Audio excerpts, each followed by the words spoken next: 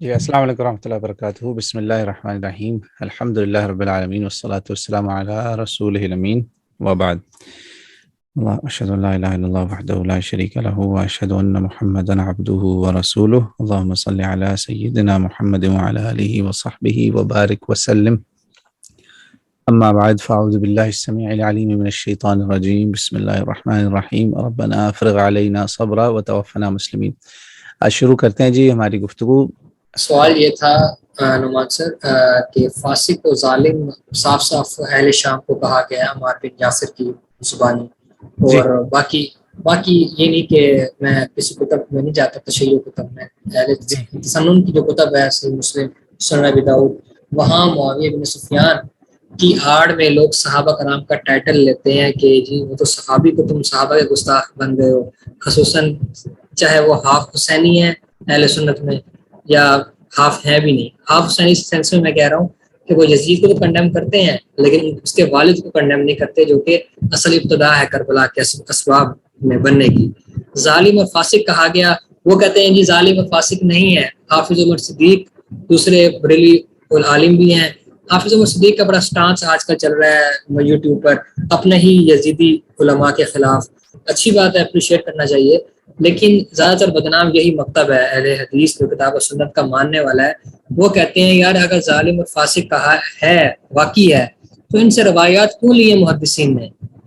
جی ہاں جی، یہ دیکھیں، یہ جو آپ کا سوال ہے نا، اس میں ہم جو ہے نا شام والے، امیر شام والے، یا وہ صحابہ جو مکہ فتح ہونے کے بعد مسلمان ہوئے جن کو طلقاء کہا گیا، ان کا نام ہے طلقاء، تو اس مسئلے کو اس طرح لیتے ہیں کہ طلقاء سے حدیث لینی چاہیے۔ طلقاء میں فاسق بھی ہو سکتے ہیں، غیر فاسق بھی ہو سکتے ہیں۔ ایشو یہ ہے کہ کیا فاسق سے حدیث جائز ہے یا نہیں۔ دیکھیں، جو اہل تشیع اور اہل تسنن ہے نا، ان میں ایک بنیادی اختلاف ہے۔ اختلاف یہ ہے کہ تسنن کے ہاں ہر وہ بندہ جس نے رسول اللہ صلی اللہ علیہ وسلم کی زندگی میں کلمہ پڑھ لیا، آپ صلی اللہ علیہ وسلم پر ایمان لے آیا، مطلب اللہ اور رسول پر ایمان لایا، اس کو مسلمان مانا جاتا ہے، تکفیر نہیں کی جاتی۔ پہلی بات تو یہ آپ ذہن میں رکھیں، بنیادی فرق کہ جو تشیع اور تسنن کے ہاں ہے۔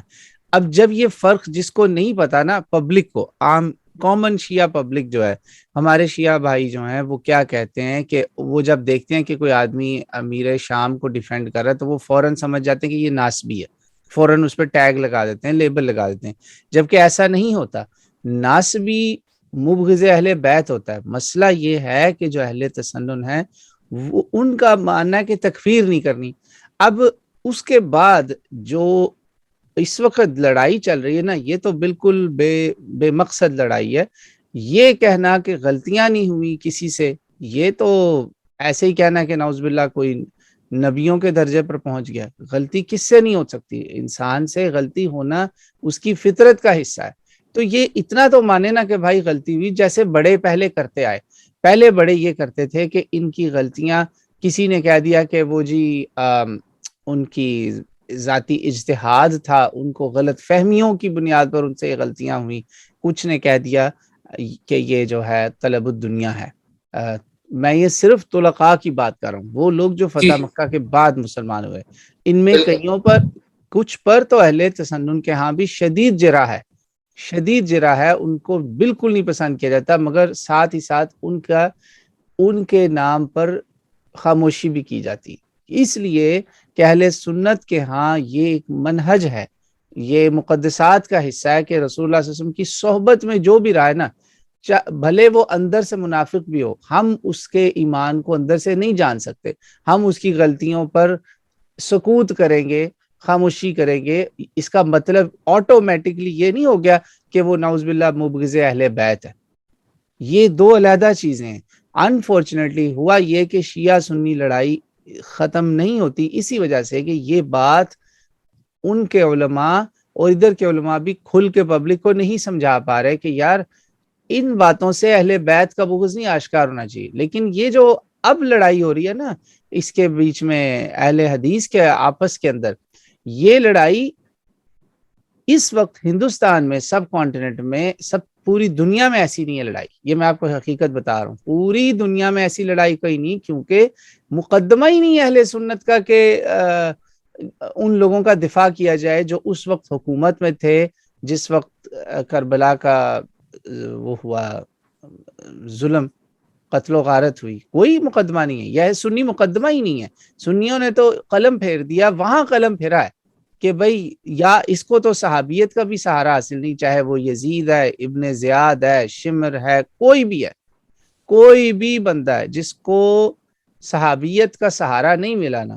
صحابیت ایک بہت بڑی دیکھیں ایک ٹائٹل ہے, انٹائٹلمنٹ ہے, اس وجہ سے وہ ایک پردہ رہ جاتا ہے. اس میں بندہ جسے کہتے ہیں نا اس کو رعایت مل جاتی ہے. اب کون سی رعایت بھائی, اب تو کوئی رعایت نہیں ملے گی, نہ وہی سے رعایت مل سکتی, قرآن کی نہ آیات اس کے سپورٹ میں آ سکتی ہیں, نہ اس کی فیور میں کوئی حدیث ہے. اس لیے ہمارے جو محدثین کرام تھے انہوں نے قلم پھیر دیا کہ نہیں, ان سے نہیں. صحابی کا معاملہ علیحدہ. اب بات جو ہے نا فاسق سے حدیث لینے کا معاملہ, یہ معاملہ اہل سنت میں اس میں ہے نرمی. دیکھیں اہل سنت اور اہل تشیع کے ہاں ذخیرہ حدیث میں بہت زیادہ تعداد میں کمی ہونے کی ایک وجہ یہ بھی ہے, وہاں پہ اس معاملے میں زیادہ سختی کی گئی. یہاں پر یہ جو کسی انسان سے کچھ غلطی ہونا ہے نا, خصوصاً صحابی سے, اس سے اس کا علم نہیں کینسل ہوا. بھائی علم لیا گیا. ہاں ایک بات میں آپ کو بتاؤں, اس پر جو ہے نا قاضی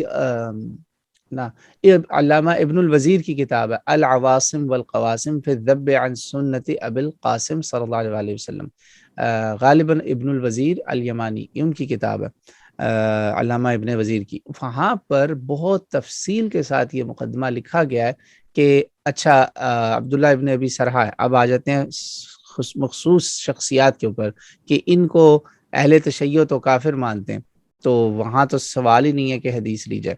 اہل سنت کے ہاں ان کو مخطئ مانا گیا کہ ان سے غلطیاں ہوئی. اچھا عبداللہ ابن ابی سرحہ ہے, امیر شام ہے, امیر معاویہ, اور اسی طرح مروان ہے.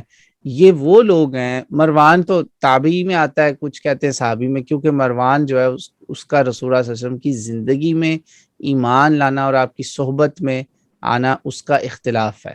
ٹھیک ہے, تو بہرحال یہ 3-4 بڑے بڑے کیریکٹر ہیں. ایک میرا خیال سفیان غامدی بھی ہے, وہ اس طرح کے ہیں. مشکل سے 4 یا 5 لوگ ہیں جن کے فسق و فجور کا امت کو پتہ ہے. یا دوسرا ایک پارٹی کہہ دیتی کہ ان سے اجتہاداً غلطیاں ہوئیں. ان سے حدیث کیوں لی گئی, اس کی سب سے بڑی وجہ یہ ہے کہ ان سے آج تک رسول اللہ صلی اللہ علیہ وسلم پہ جھوٹ باندھنا ثابت نہیں ہو سکا. صحیح ہے, میں آپ کے کوشچن کا آنسر مل حدیث گیا ہے. کا سنی کا کلیہ ہے نا تسنن کا. اہل سنت والجماعت جتنے بھی گروہ ہیں جو ان کے شروع کے کبار محدثین تھے نا, سلف کی میں بات کر رہا ہوں, اہل سنت کے سلف یعنی جو کلیکٹرز آف حدیث تھے, جنہوں نے حدیثیں جمع کی, انہوں نے یہ اصول وضع کیا کہ حدیث کے لیے بندے کا صدق اللسان اور صدق الحفظ, حفظ اس کا جو حفظ ہے نا وہ صحیح ہونا چاہیے, اس میں وہ صحیح ہو. صدق سے مراد یعنی پکا ہو, ثقہ ہو, اس کا حفظ غلط نہ ہو.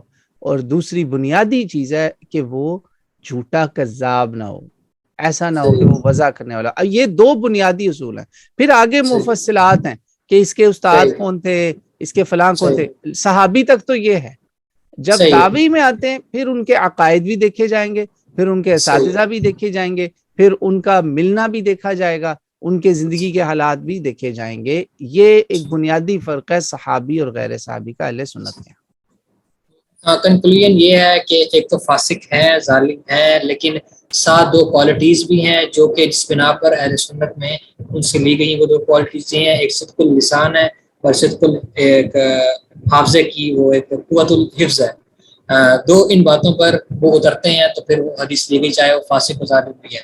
میں تو حیران ہوا, یہ عالم ہے, کیا نام ہے, اہل حدیث عالم کہتے ہیں, وہ کوئی قرآن کی آیت پڑھی ہے, میں نے شاید آپ نے وہ سنی بھی ہو میرے کوشچن میں, ریکارڈنگ میں واٹس ایپ پہ, کہ وہ کہتے ہیں کہ یہ آیت کریمہ ہے, اس کا ترجمہ مجھے یاد ہے مفہوم, کہ اگر کوئی 2 گروہ لڑ پڑے, بغین کے نا لفظ آتے ہیں 2, دوبارہ بھی بغین ہاں مومن کا لفظ ہے، مومنین اگر آپس میں لڑ پڑیں تو بغین کی طرف وہاں پہ باغی کہا گیا ہے، تو ان میں صلح کروا دو، یہ ریسنٹ ہے.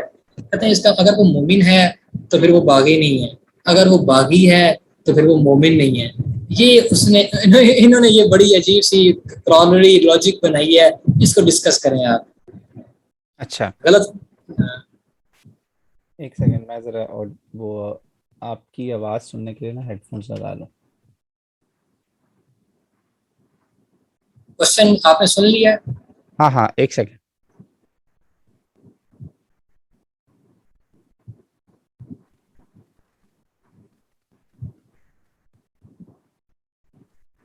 جی میری آواز آ رہی ہے آپ کو کلیئرلی؟ جی آ رہی ہے، جی کلیئر ہے. اچھا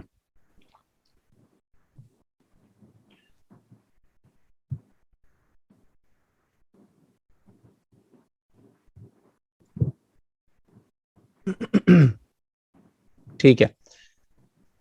میری آڈیو تو نہیں نا چینج ہوئی؟ جس طرح نہیں بات کر رہا ہوں آواز صحیح برابر سنائی دے. اچھا تو اچھا ایک اور بات میں آپ کو بتا دوں، وہ پچھلی بات بیچ میں نہ رہ جائے. یہ جو فاسق والا معاملہ نا، ابن الوزیر نے ایک بڑی اچھی بات بتائی. کیا آپ کو پتہ ہے امیر شام عبداللہ ابن ابی سرحہ اور امیر معاویہ رضی اللہ عنہما، ان دونوں کی جو شخصیات ہیں، ان سے جتنی بھی حدیثیں آئی ہیں نا سنی کتابوں میں، اہل سنت کی جس کی کتابوں میں، آپ کو ایک بھی حدیث ایسی نہیں ملے گی جو کسی اور صحابی نے روایت نہ کی ہو.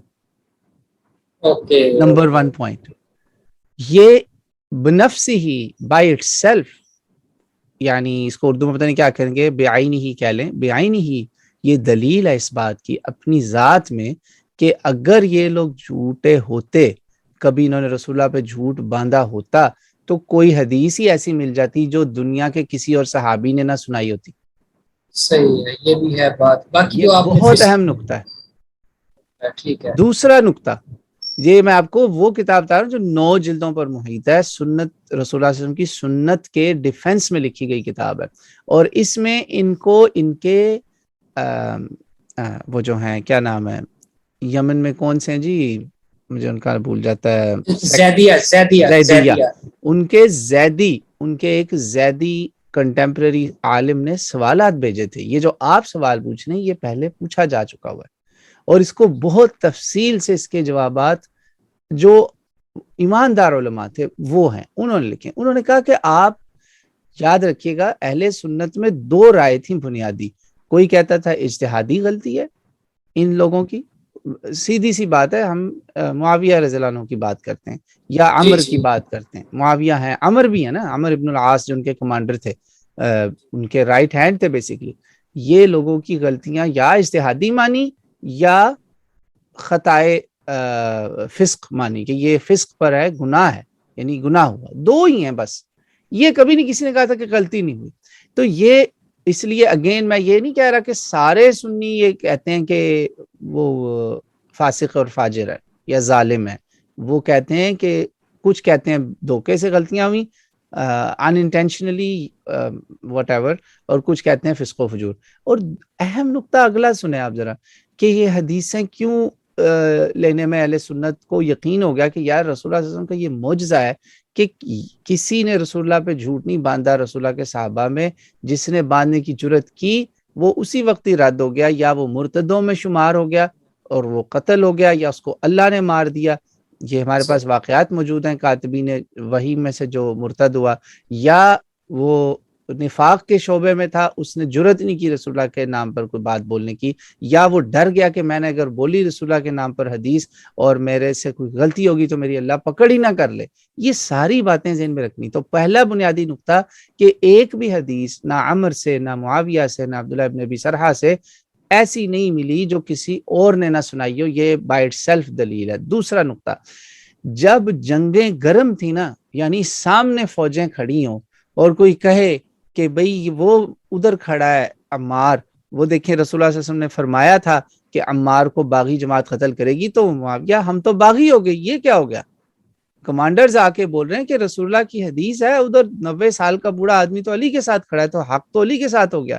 وہاں پہ بھی اگر معاویہ کہہ دیتا کہ بھئی میں صحابی ہوں، میں رسول اللہ کا میری بہن رسول اللہ کے گھر میں، مجھے تم سے زیادہ حدیث پتہ ہے، ہیں جی، میرا بھی ایک لنک اہل بیت رسول کے ساتھ، ام حبیبہ کا بھائی ہے نا، تو جی جی کہہ دیتا کہ نہیں جی یہ حدیث نہیں ہے، علی جھوٹ بول رہا ہے، ٹھیک نعوذ باللہ استغفر اللہ، جی کہہ جی دیتا علی جھوٹا ہے یا کہہ دیتا جی عمار جھوٹا ہے، نہیں جرت جی تھی۔ اب آپ اس کو جو مرضی کہیں، کوئی یہ کہے گا ڈر گیا، کوئی بھائی نہیں کہا نا، رسول ہاں اللہ جی کی حدیث کا انکار ہی کر دیتا۔ ایک اور اسی بالکل طرح کی حدیث ہے جس میں صحابی رسول وہاں جاتا ہے اور قسم کھلواتا ہے ان سے، مطلب کھلاتے ہیں، وہ ان کا نام ہے کیا اس کا نام ہے، بڑے صحابی ہیں، یہ غزوہ خندق کے سے لے کے آگے تک سارے غزوات میں رسول اللہ کے ساتھ رہے، انہوں نے جا کے اس کو قسمیں دی اور جا کے کہا کہ ہاں آئی تھنک مقدام بن معدی کرب رضی اللہ عنہ، مقدام جو ہیں، مقدام رضی اللہ عنہ، ان سے قسمیں اٹھواتے ہیں اور پوچھتے ہیں کہ قسم اٹھاؤ، یہ کہا رسول اللہ نے، یہ کہا، یہ اس سے منع کیا، اس سے منع کیا، اور وہ آگے سے کہہ رہے ہیں جی بالکل جی بالکل، کہہ دیتا نا نہیں، اکیلے بیٹھے ہیں، وَلَيْسَ بَيْنَهُمَا ترجمان، وہاں ان کے بیچ میں کوئی ترجمان بھی نہیں ہے، کوئی درباری بھی نہیں ہے، کرسیاں سب ہٹوا دی، دربار خالی کروا دیا، اور مشہور ہے، ابو داؤد کے اندر ہے یہ پورا واقعہ موجود ہے۔ یہ ہیں 3-4 نقطے میں نے آپ کو بتائے، تو یہاں یہ ہے یہاں سارا بنیادی ٹھیک ہے، بات۔ یہاں اس حدیث میں ایسے دو نمبری کرنے کی کوشش کی ناصرین کی طرف سے، بنو امیہ کے پالتو کہہ رہے ہاں ہیں وہ وہ اب اگلے وہ اس کہ پہ آتے ہیں، آپ کا جو سوال ہے وہ بالکل وہ اس حدیث کا ترجمہ بدلتے ہیں، بغین کا مطلب کہتے ہیں جی کہ باغ طلب کرنے والی کوئی چیز، اساس عثمان کو طلب کرنے والی، کہتے ہیں یہ تو ٹھیک پازیٹیو میننگ ہے، آپ اردو میں سمجھتے ہیں تو آپ نیگیٹو سمجھتے ہیں، یہ عربی میں اس کا معنی یہ ہے۔ میں نے کہا اگر آگے کیا اگلا کیا فکر ہے، مجھ جہل کو تو آگے اگلا والا فکر ہی سمجھ آ ہاں جاتا ہے کہ وہ جہنم کی طرف بلانے والی جماعت ہوگی۔ دیکھیں جی، یہ سارے کام لوگ پہلے کر چکے ہیں، صحیح یا تو کوئی انہوں نے نہیں دیکھیں، جو انہوں نے کہا نا کہ باغی کا مطلب ہوتا ہے جو طلب کرنے والا ہوتا ہے، یہ تو میں حیران ہوتا ہوں کہ یہ جو علماء، پتہ نہیں علماء کہنا چاہیے کہ نہیں، کہ ایسی بات کرتے ہیں، انہوں نے عربی پڑھی کہاں پر ہے؟ باغی جو ہے نا، جو عربی میں کسی سے کچھ طلب کرنا ہوتا ہے نا، تو اس میں ہوتا ہے انا ابغا، میں یہ چاہتا ہوں، میں یہ طلب کرتا ہوں، وہ اور چیز ہے۔ باغی ایک اصطلاح ہے، یہ ایک باقاعدہ ٹائٹل ہے، جی بغات کہا بالکل گیا ہے، فقاتل جی التی تبغی، اللہ نے قرآن میں یہ کہا کہ قتال کرو ان کے ساتھ جو تم سے کچھ مانگتے ہیں، نہیں، بغا کا مطلب جو مصدر ہے وہ ہے طلب کرنا، مگر اس میں کوئی طالب دنیا ہو سکتا ہے، طالب حکومت ہو سکتا ہے، طالب شر ہو سکتا ہے، وہ کئی چیزیں ہیں، لیکن جب ایک وہ ٹائٹل بن گیا نا، جیسے آج نبی پاک صلی اللہ علیہ وسلم کا نام ہے محمد، اب محمد سے آپ حمد کے اوپر جا کے اس نام کا وہ مصدر نکالیں اور اس سے آپ صلی اللہ علیہ وسلم کی صفات ہی آپ بدل دیں، تو یہ تو ظلم عظیم ہوا نا۔ جی بالکل، یہ ایک یہ والی جو اصطلاح ہے باقاعدہ، اور یہ امت جانتی ہے، جو پرانے لوگوں نے کیا نا اس معاملے میں کتمان یا جو بھی، وہ زیادہ سے زیادہ یہ تھا کہ کسی نے چھپا لیا حق، یا کسی نے انکار ہی کر دیا کہ یہ حدیث ہی نہیں ہے، جو آج کل غامدی صاحب نے کیا، حدیث عمار کا انکار کر دیا، یہ پرانے حربے ہیں، مکر جاؤ، صحیح حدیث سے انکار درج کر دو، اسے آسان کہا کام ہے۔ تھا مگر یہ یہ جو کام ہے نا ادھر، یہ جو کہ معنی بدل دینے، خود نہیں بدلتے قرآن کو بدل دیتے ہیں، یہ قرآن بالکل کو بدل دیتے ہیں۔ نہ کریں بھائی، مان لو غلطی ہوگی، ختم بات، ساری امت جانتی ہے، قتال البغات کی تفسیر پڑھ لیں، فقاتل التی تبغی سورہ حجرات کی تفسیر پڑھ لیں، احکام القرآن قاضی ابو بکر ابن العربی کی پڑھ لیں، طبری پڑھ لیں، ابن کثیر پڑھ لیں، یہ سارے اہل سنت کے مرجع ہیں، یہ وہ جی تفسیریں ہیں جس سے ہر سنی امام ریفرنس لیتا ہے۔ تو یہ جو ان کی انٹرپریٹیشن ہے نا، اگلا جو ہمارا ایشو ہے کہ یہ باغی کا یہ مطلب نکالنا کہ نہیں، اس کا مطلب ہوتا ہے کہ وہ طلب کر رہا ہے، یہ تو ایک پازیٹیو میننگ ہے، نہ تو یہ حدیث کے سیاق و سباق سے بیٹھتا ہے، وہاں جنت بالکل دوزخ کی بات ہو رہی ہے کہ وَيْحَكَ عَمَّارَ سَتَقْتُلُكَ فِئَةَ الْبَاغِيَةَ، عمار تجھے اللہ، یعنی اللہ تیرے پر رحم کرے، تیرا قتل کر دے گا یہ ایک باغی گروہ، اور وہ فَإِنَّهُمْ يَدْعُونَ إِلَى النَّارِ، جدھر وہ لوگ ہوں گے وہ آگ کی طرف بلائیں گے، اور تو جدھر ہوگا وہ جنت کا راستہ ہوگا۔ تو اس لیے عمار رضی اللہ عنہ کا صحیح سندوں سے ہمیں پتہ چلتا ہے کہ جب وہ ان کی فوج میں نہیں آئے امیر شام کی، ادھر آ گئے وہ ان کی امیر المومنین علی ابن ابی طالب کرم اللہ وجہ الکریم کی فوج میں آ گئے، تو اس سے تو وہاں تھرتھلی مچ گئی بھائی، وہاں تو فوج میں شور مچ گیا کہ یہ کیا ہو گیا ہمارے ساتھ، یہ تو صحیح، ہمارا کام خراب ہو گیا بڑا۔ اگر بالکل باغی کا ایسا مطلب نہ جی، ہوتا ٹھیک ہے، بغاوت کا، تو وہ جی کبھی جی، بھی یہ نہ کہتے اوہ اچھا اچھا مٹھائی بانٹو۔ مٹھائی، دس ویری انفارچونیٹ، یہ صحیح، علمی خیانت ہے، لوگوں کو دھوکہ دینا ہے، اسی کہ لیے اہل حدیث توبہ توبہ نام ٹائٹل یوز کرتے ہیں اور اپنے آپ توبہ، کو اللہ سلف کرنے والے گئے مگر سلف سے، یہ وہی والی بات ہے۔ یہ کوئی سلف نہیں جی، یہ سلف کو ہاں فالو ہی نہیں کرتے۔ میرا قاری صہیب صاحب، اب میں آپ کو ایک چھوٹا سا بات بتا دیتا ہوں، یہ چونکہ انہی لوگوں پہ بات ہو رہی ہے، آپ دیکھیں یزید کوئی ڈسپیوٹڈ پرسنالٹی نہیں تھا، یزید ہاں، کے اوپر اہل سنت میں بھی کافر کہنے والے لوگ موجود ہیں، بالکل اہل بالکل، سنت کے اندر علامہ علوسی یہاں تک کہہ چکے ہیں کہ جو لعنت نہیں کرتا اس پہ لعنت ہو۔ اس پہ لعنت ہو۔ اب بتائیں ذرا، تو یعنی نان ڈسپیوٹڈ پرسنالٹی جو شیعہ سنی دونوں نے اس کو رد کر دیا، کیونکہ اس کے ہاتھ خون سے رنگے یہ ہوئے۔ یہ پھر کس وجہ سے اس کو اس کی فیور میں آ جاتے ہیں، کب اٹھ کے، کبھی کس مہینے میں، کبھی کوئی اٹھ کے آ جاتا ہے، یہ کیوں بس کرتے یہ ہیں ایسے؟ اب آپ قاری صہیب احمد کو دیکھ لیں، ان کو قاری کیا؟ صہیب کو میں نے، آپ کو پتا ہے ان کے ساتھی ہیں، ہمارے ایک کامن فرینڈ ہیں، انہوں نے مجھ سے رابطہ کیا ہے پرائیویٹلی، حالانکہ میں نے اس میں قاری صاحب سے بڑے ادب و احترام سے بات کی ہے، پیار محبت کا بھی ذکر کیا کہ ہمارا ان سے ایک لنک ہے، تو قاری صاحب کے چاہنے والوں نے مجھ سے رابطہ کیا، انہوں نے کہا آپ بہت سخت تھے قاری صاحب کے ساتھ۔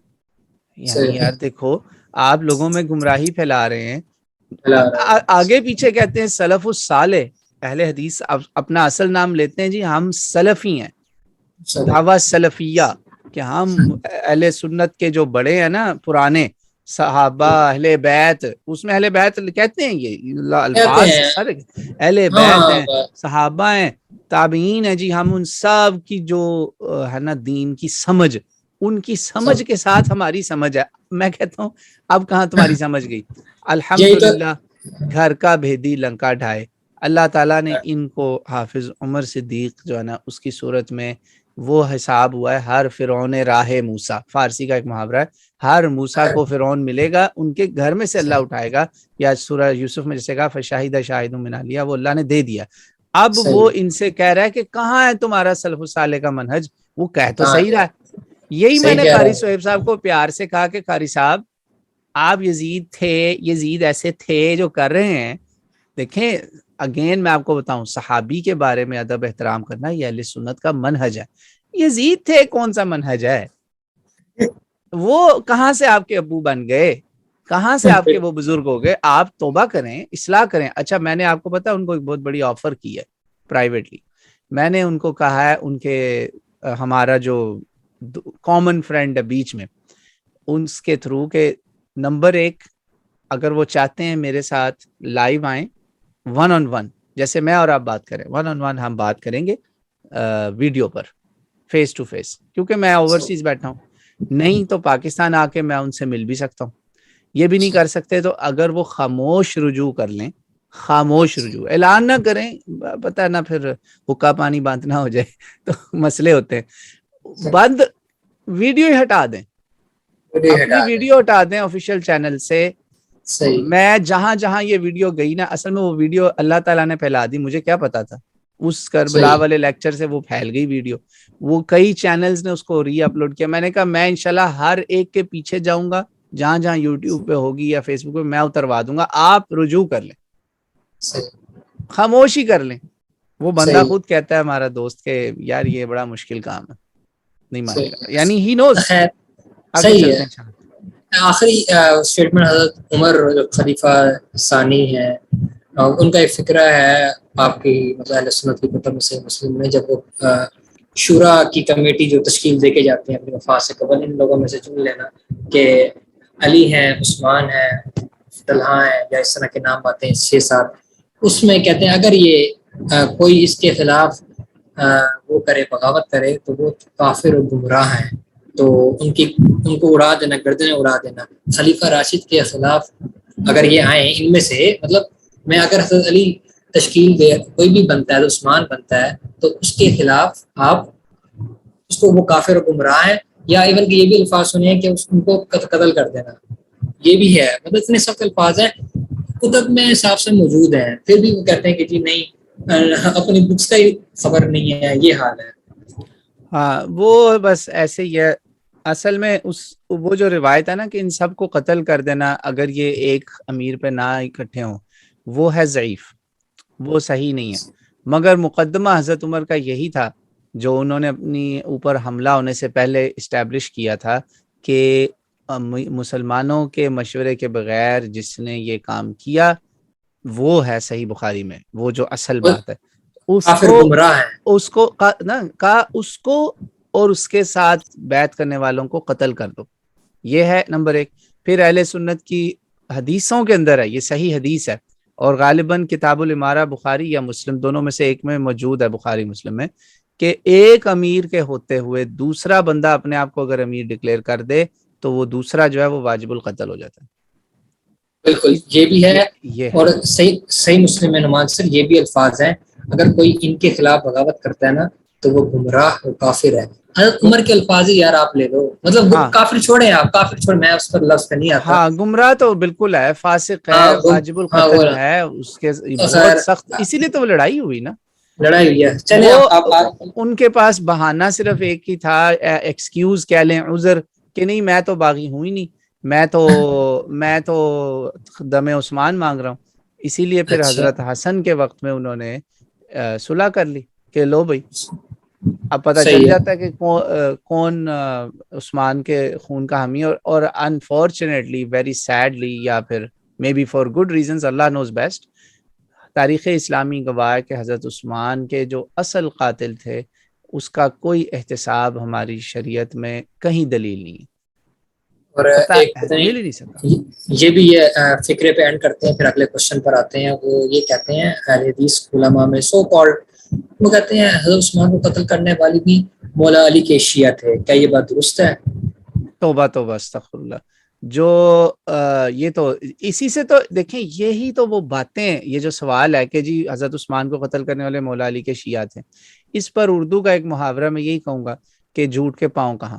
بات یہ ہے میرے بھائی کہ ایک طرف یہ لوگ کہہ دیتے ہیں کہ حضرت عثمان کو قتل کرنے والے خارجی تھے، کبھی کہہ دیتے ہیں حضرت عثمان کو قتل کرنے والے حضرت علی کے شیعہ تھے. بھائی ایک فیصلہ تو کر لو کون تھے. ان کی اپنی باتیں ہی نہیں ملتی. نہیں ملتی. بات صحیح یہ بات ہے. جو حضرت عثمان سے مخالفت کر رہے تھے نا، وہ مخالفت عداوت، دشمنی یا بغاوت والی نہیں تھی. وہ اس میں حضرت علی خود بھی شامل تھے جنہوں نے ان سے اختلاف کیا آخری جی دنوں میں. وہ اس لیے کیا، ان کے وہ سارے اقدامات ان کی پہلی زندگی کا الٹ تھے. اس میں دیکھیں، آپ کو یہ دیکھنا پڑتا ہے جب بندہ بہت زیادہ ضعیف ہو جاتا ہے، بہت بوڑھا ہو جاتا ہے، اس کی نہ تو یادداشت ویسی رہتی ہے، نہ ہی اس کے بہت سارے جو وہ مینٹل فیکلٹیز ہوتی ہیں، ایون اس کی اگر میموری بھی صحیح ہو، اس کے اندر وہ والی قوت اور وہ والا اسٹرینتھ نہیں ہوتی. کچھ لوگ کہتے ہیں کہ وہ شاید 90 کے بھی اوپر ہو گئے تھے اس وقت، ہمیں نہیں پتا. مگر ان کے جو آخری اقدامات ہیں وہ پہلے اقدامات، یعنی ایک عشرہ ہے پورا بھائی، 8-10 سال صحیح ایک بندہ ایک راستے پر ہو، اچانک بدری صحابہ فائر ہو رہے ہیں، احد والے فائر، بڑے بڑے صحابہ فائر ہو رہے ہیں، یعنی فائر سے مراد اپنی پوزیشنوں سے نکالے جی جا رہے ہیں، جی معزول کیے جا رہے ہیں، اور مروان ان پہ چھایا ہوا ہے. سارا مسئلہ تو مروان کے چھا جانے کا تھا. وہاں سے صحابہ کرام کا اختلاف ہے، اما عائشہ کا اختلاف ہے، عمار کا اختلاف ہے، مولا علی کا اختلاف ہے، کتنوں کا اختلاف ہے، ابو ذر ابو غفاری کا ذر کا اختلاف. اختلاف ہے. تو یہ کہ یہ سارے نعوذ باللہ ان کو ہم شیعان علی کہیں گے. چلو شیعان علی بھی کہہ دیں، شیعان علی ہاں بھی جی. کہہ دیں، تو ان کا مطلب یہی کہ یہ وہ لوگ تھے جو حضرت علی کی اس پوزیشن کے ساتھ تھے، جو اس مسئلے پر کہ بھئی آپ عثمان رضی اللہ عنہ ہو، آپ یہ اقدامات نہ کریں، اس سے امت میں انتشار پھیل رہا ہے. اس کا رزلٹ دیکھ لیں، یمن باغی ہو گیا، عراق باغی ہو گیا، ملکوں کے ملک تو آپ کے باغی ہو رہے تھے. پھر وہ شہید کرنے والے کون تھے؟ وہ زیادہ امت میں یہی بات مانی اور لکھی جاتی ہے. ابن کثیر نے البدایہ و نہایہ میں لکھا بالکل واضح. یہ ایکچولی میرے سامنے بالکل وہ ہماری لائبریری میں البدایہ و نہایہ پڑی ہوئی ہے, بالکل ابھی میری سامنے نظر پڑی جیسے ہی آپ نے کہا نا کون تھے. ابن کثیر کا انالیسز ہے, ابن خلدون کا انالیسز ہے, پھر امام طبری کا بھی ہے. سبھی متفق ہیں اس بات پر, 3 بڑے مورخ اہل سنت والجماعت کے, کہ یہ عراق سے آئے تھے لوگ. جو عراق صحیح سے ہے. لوگ آئے تھے نا, ان کے بیچ میں عراقی باغی تھے, اور یہ وہی لوگ تھے جن سے بعد میں پھر جنہوں نے جنگ کرنے کی کوشش بھی کی وہ نہیں کامیاب ہو سکے. بہت زیادہ تعداد تھی نا, اب ایک بندہ عراق نہیں سے تھا. اب عراق سے یہ پری نہ لیں کہ جی عراق والے تو تشیع تھے. نہیں وہ ہو بھی سکتے ہیں, لیکن وہ سارے وہاں کوفہ سے تھوڑی آئے تھے وہ لوگ. صحیح. کوفہ تو جی حضرت علی کا دارالخلافہ بعد میں بنا ہے, بعد میں بنا ہے, ٹھیک ہے. وہ بعد میں بنا ہے. اس لیے کہہ رہا ہوں کہ پہلے سے کہہ دینا کہ وہ شیعان علی تھے, یہ تو بہتان ہے. شیعان ہوتا علی ہے. کہنا ہے تو وہ ان صحابہ کو پھر آپ کہیں جس میں ام المومنین بھی آ جاتی ہیں. یعنی حضرت علی نے یہ تھوڑی کہا تھا کہ عثمان کو مار دو, نعوذ باللہ استغفر اللہ. اصل میں در پردہ تو پھر یہی کہنا چاہتے ہیں, اور یہی بالکل وہ ایسے. ظلم ہے جس پہ حضرت علی اس وقت بھی قسمیں کھاتے تھے کہ مجھے کعبے کے سامنے لے جاؤ, مجھے پہلے خلیفہ تو مان لو, تم مجھے کہتے ہو قصاص دو, تو امن تو تم ہونے نہیں دے رہے زمین پر. یہ کیسا انصاف ہے؟ یہ ایسے ہی کس ہے طرح کا بس. اصول ہے کہ مجھے تم خلیفہ بننے نہیں دیتے. میں آپ کو اپنے اہل حدیث استاد کا واقعہ بتاتا ہوں. یہاں پر تھے, فوت ہو گئے, اللہ ان کی مغفرت فرمائے. میں ان کے پاس گیا, وہ نا حضرت علی پر خطبہ دے رہے تھے, اور میں نے پچھلے 2 عشرے میں پہلی بار کسی سے حضرت علی کے بارے میں خطبہ سنا ان کی زبان سے. تو میں ان کے پاس گیا تو یقین مانے میں ان کے پاس بیٹھا, میں نے کہا آپ حضرت علی کے اوپر خطبہ دے رہے ہیں, 2 خطبے تھے جو بھی. تو میں نے کہا حضرت آپ اس پر ان کی جنگوں کا ذکر کریں؟ کہتے ہیں ہاں میں کروں گا. تو میں نے کہا پھر وہ حدیث ہی ایک سنا دیں, رسول اللہ کے جوتے جس میں وہ گانٹ رہے تھے. یقین مانے وہ حدیث کا ذکر سن کے وہ رونے لگ گئے آنسوؤں کے ساتھ. اس لیے میں کہتا ہوں سارے اہل حدیثوں کو ہم ناسبی نہیں کہہ سکتے, کہ رونے لگ گئے اور روتے ہوئے کہا کہ اللہ کی قسم واللہ, کہتے واللہ معاویہ اور عمر نے علی کو چین سے حکومت نہیں کرنے دی. یہ اہل حدیث عالم رونے لگے. دیکھیں اہل حدیثوں میں ہی آپ کو وہ لوگ ملیں گے جو ڈنکے کی چوٹ پہ پھر اعلان کرتے ہیں. جو بریلوی دیوبندی یا فقیہ لوگ ہیں نا, چاہے وہ شافعی یا مالکی, وہ پھر اپنی فقہ کی کتابوں کے دائرے میں رہتے ہیں. اہل حدیث تو آزاد خیال لوگ تھے, ان کے اندر تو زیادہ ہونا چاہیے تھا کہ وہ حق کا اعلان کرتے جیسے ان کے بڑوں نے کیا.